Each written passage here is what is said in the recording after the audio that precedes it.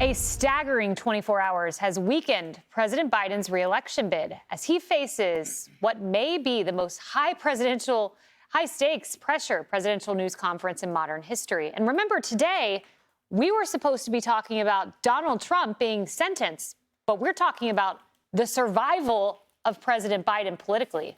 Just hours from now, Biden's set to give that solo news conference at the NATO summit as he fights to prove he is fit for office. Also this hour, Senate Democrats meeting with Biden's top advisors to vent their serious concerns about Biden's viability. And House Minority Leader Hakeem Jeffries is about to hold a news conference as fears surge through the Democratic Party that Biden will lose to Donald Trump in a historic GOP landslide. We'll take you to it when that happens at about 12:30. We've got a lot of breaking news. Buckle up, guys. Hello, everyone. This is Outnumbered. I'm Kayleigh McEnany here with my co-host, Emily Compagno. Also joining us, Fox News contributor and president of American Spirit Enterprises, Tammy Bruce. Former NFL sideline reporter and host of the Michelle Tafoya podcast, Michelle Tafoya, and the one and only co-anchor of America's Newsroom, Bill Hemmer. Happy to have him today. Well, the stakes for Biden's solo appearance at the NATO summit are escalating by the hour as his support for his candidacy unravels.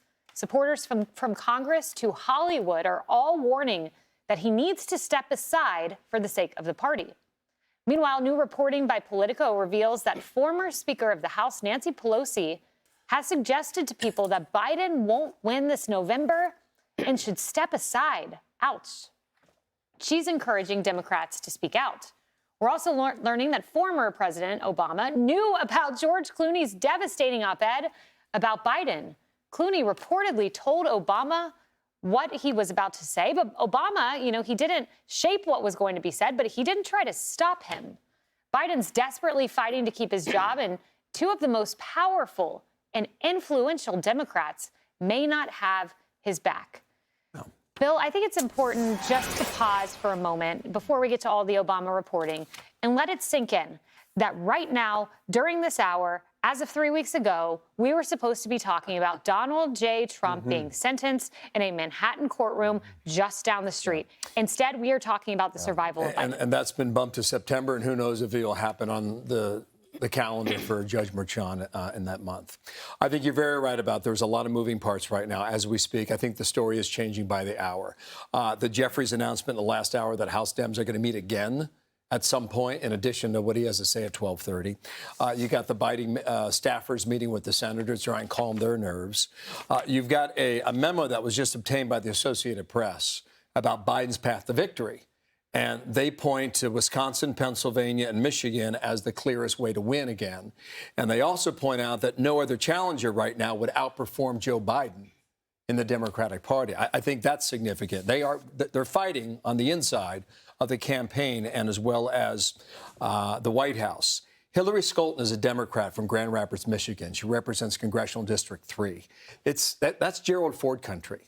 It's been Republican for a long time. Democrats took control of it, but it's still one of these swing districts. She just came out an hour ago and said Biden should step down. Gives you a little sense, I guess, of what she is thinking in a head-to-head race with her Republican challenger that's yet to be determined. They're going to have primary races later in the summer. Look at the Washington Post poll earlier today. Head-to-head registered voters, it's 46-46, all right? If I'm Biden, I'm like, hey, that's the good news. You go into that poll, you find 67% of all voters went in withdrawal, not just Dems. 85% of all voters think he's too old. And then you go into this a little later here. If you were to go with a backup plan, according to what ABC and the Washington Post has found, 29% among Democrats named Kamala Harris, all right? So she easily led everybody else in the group. But they had 30 candidates on this questionnaire. Huh.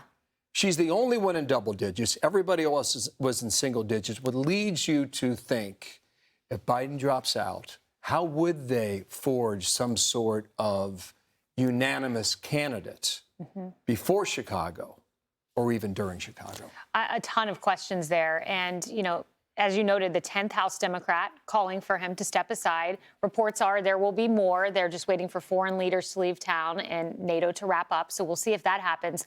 And I think the big picture here, Tammy, as we look at this, the story last week was the dam was breaking, and we saw Lloyd Doggett and all of these Democrats trickle out and say step aside. Then it was the dam is holding. It seemed like, at least in the front of cameras, House leadership was saying, look, we're in this. Pelosi saying this, Schumer saying this in the Senate. But then you get Clooney yesterday, and I think it was significant. And then you get what Pelosi said on Morning Joe, and I think it was significant. Made all the more significant when you read Politico Playbook today. We're told that he reached out, George Clooney, to former President Obama to give him a heads up. While Obama did not encourage or advise Clooney to say what he said, he also didn't object to it. We're told from people familiar with their exchange. They go on to say Pelosi's encouraging swing state Democrats, if you want to come out against Biden, do so. Wait for NATO. Yeah. It's remarkable that while Clooney could call Obama and talk to him, he couldn't call Joe Biden. Right. He does this publicly. The public embarrassment and evisceration of the sitting president, like him or not, a man that they have supported literally with that fundraiser up to just a few weeks before, and then also condemned everyone who pointed out the condition of the president, including this network, calling it cheap fakes. And now everyone's saying, well, yeah, we knew. So the bigger issue here is, in addition to not just, not doing this publicly, but it's also about then condemning people who were trying to tell the truth about what was going on, that was their answer. Their answer was to smear and condemn as liars, as cheap fake makers, all of that. That's another element of that. That was what they went to. That was their goal. And so now, when it's clear, and the state is no, obviously, coincidence, all of this began with the Supreme Court decision about immunity. And then it was like, oh, my God, our plan to kneecap Trump is going to fail. And so now Biden has to pay the price because the masters of the universe made a big mistake. No wonder the Bidens are furious and fighting this, and they should. And that's what I hope continues to happen, because everyone on the Democrat side deserves to be humiliated on November 5th so that this does not happen again. Emily, yesterday we were discussing Pelosi coming out on Morning Joe saying we're all waiting for Biden to make a decision. Oh, wait, he's made a decision. He said it repeatedly. You may not like the decision. Then she put out another statement saying she'd been mischaracterized. The statement said, we're waiting for Biden to make a decision. So the same thing she said to Joe Scarborough. But what's interesting is how carefully calculated Pelosi was. Politico saying she carefully ironed out what she wanted to say on Morning Joe, Biden's appointment viewing, keeping Democrat leaders abreast of her intentions. These comments were meant to serve as a subtle green light so that other members could come forward with their candid remarks. All of this is being calculated behind the scenes. Oh, 1,000,000%. Yes, of course. And Pelosi has demonstrated for years that nothing comes out of her mouth without a calculated and a calculable intent and motive behind it. Look, here's the thing. So George Clooney comes out yesterday with this totally embarrassing, published op-ed. To your point, there is no way that he decided at his own kitchen table to do that. Right. Someone told him to do that. Either fundraisers, we want our money back, make it happen, or maybe Obama, and this report of that conversation might or might not be accurate. But at the end of the day, he became their figurehead. And this is in the wake of, as we spoke with former Speaker McCarthy, saying they don't have a leader. So here's what that entails, or here's what that shows to me, is that none of any of them have any type of spine to be that leader themselves. Pelosi subtly encouraging people to come out. Why don't you just come out and say it? Because instead, you get George Clooney to do it. You have someone who is insulated and safe in Hollywood do your bidding for you.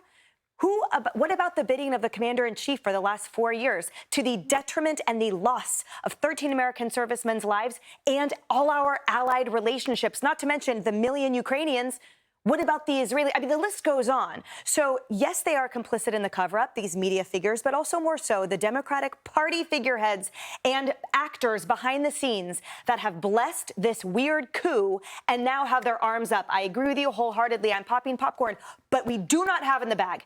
So at the end of the day, there is nothing to put your feet up about GOP. It is important that everyone votes still, because no matter what, whether he backs out, whether they have another candidate in place or they continue in the war of the five kings, it is up to us to have that solidarity in November.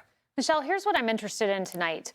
I actually think Biden's going to do better than expected, and here's why. I've stood at a podium and done press conferences. I've also been in hostile interviews. Hostile interviews are harder than press conferences. Here's why. There's one microphone at a press conference, and the White House staff will control the second microphone in front of the reporter. They can let the reporter ask the question, take it away.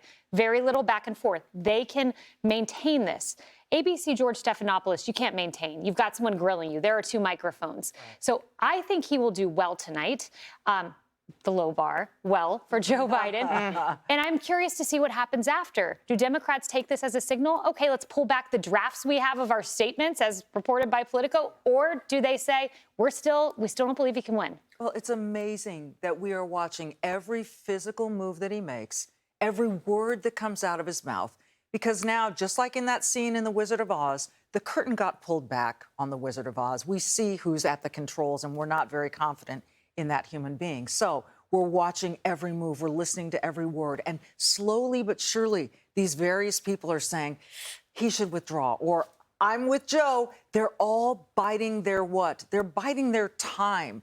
They think they have time to resuscitate him, or they think there's time to find a new candidate. But here's what irks me as an American.